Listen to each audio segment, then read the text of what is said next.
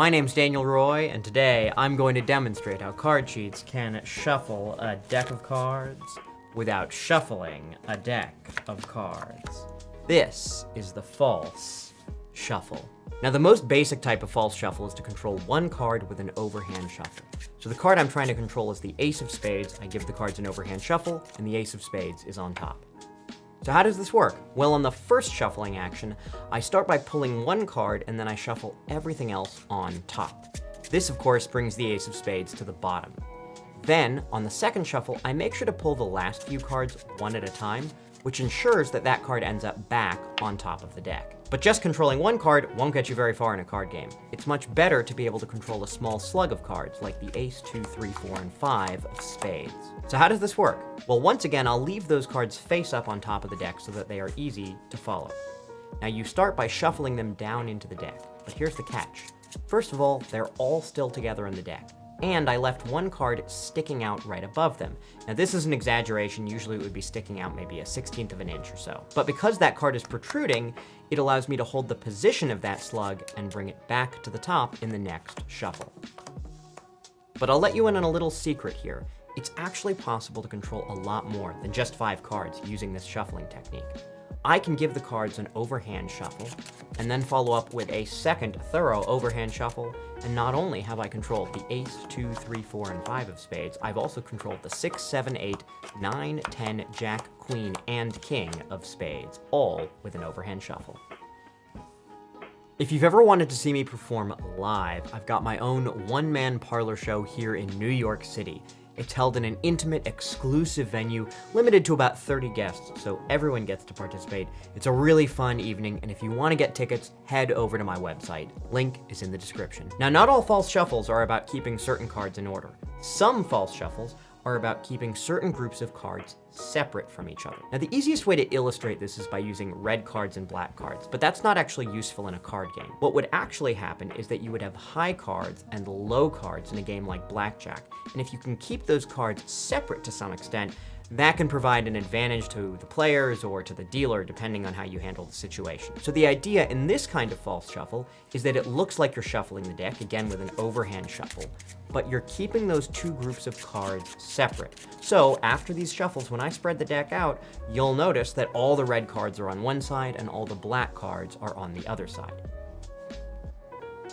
And again, these don't have to be red and black cards, of course, they would be high cards and low cards, or something relevant to the game. Of course, the ultimate use of a false shuffle is to keep every single card of the deck in perfect order. And you can do that with an overhand shuffle. You can give the cards an overhand shuffle like so, and of course follow up with a second overhand shuffle, and it's always good to give the cards a few cuts as well. And yet every single card is in order. The ace to king of spades, ace to king of diamonds, ace to king of clubs, and ace to king of hearts. Now, being able to false shuffle the entire deck to keep every single card in perfect order is probably the most powerful card cheating technique possible. The reason is that if you switch in a deck of cards, a completely new deck that is stacked to give certain players strong cards, but to give another player, your accomplice, the winning hand, you're automatically going to win a ton of money because those strong hands encourage the other players to bet. If you want to learn magic and sleight of hand, like what you see in this video, check out my online course, Card Magic 101. Link is in the description. Now, so far, I've been using the old-fashioned overhand shuffle, which is a pretty bad method for mixing cards. First of all, it's too easy to accidentally expose cards to other players, and you're just moving them around in clumps. It's much more thorough to riffle the cards together on table. So they're interlaced and then pushed together.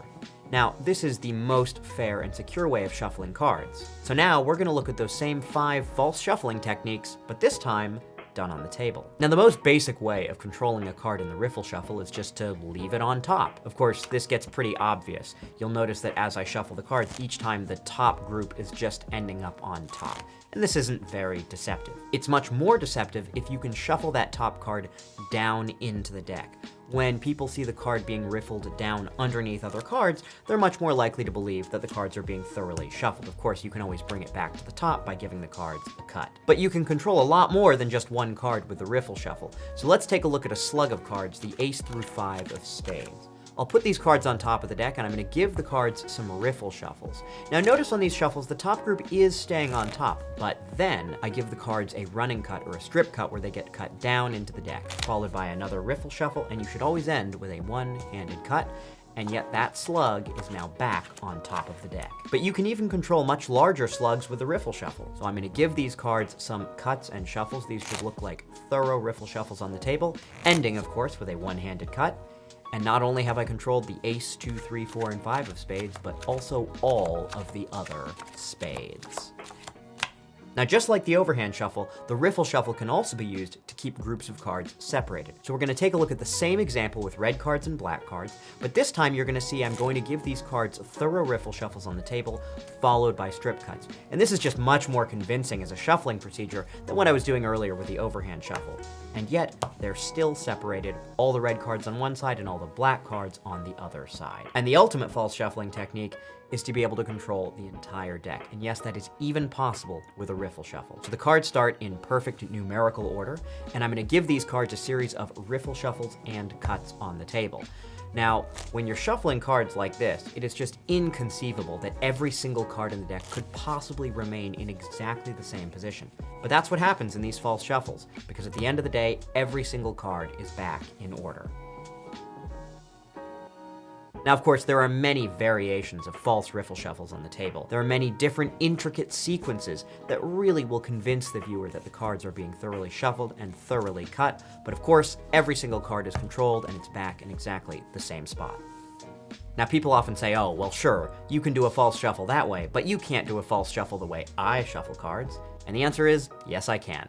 Every single shuffle can be faked. It doesn't matter whether you mush the cards together in your hands, or shuffle from the long end, or give them weird cuts onto the table, or even riffle shuffle the cards in your hands with a cascade. Every shuffle in the world can be faked. But I have to be honest, there is one shuffling procedure that's actually impossible to fake. There's just no way around it, and it's called the casino wash. Now, the reason it's called a wash is because it looks like you're washing the cards. You're scrambling them all together on the table, and you can see that every single card is being mixed with every other card. It's impossible to control even a single card with this kind of shuffle.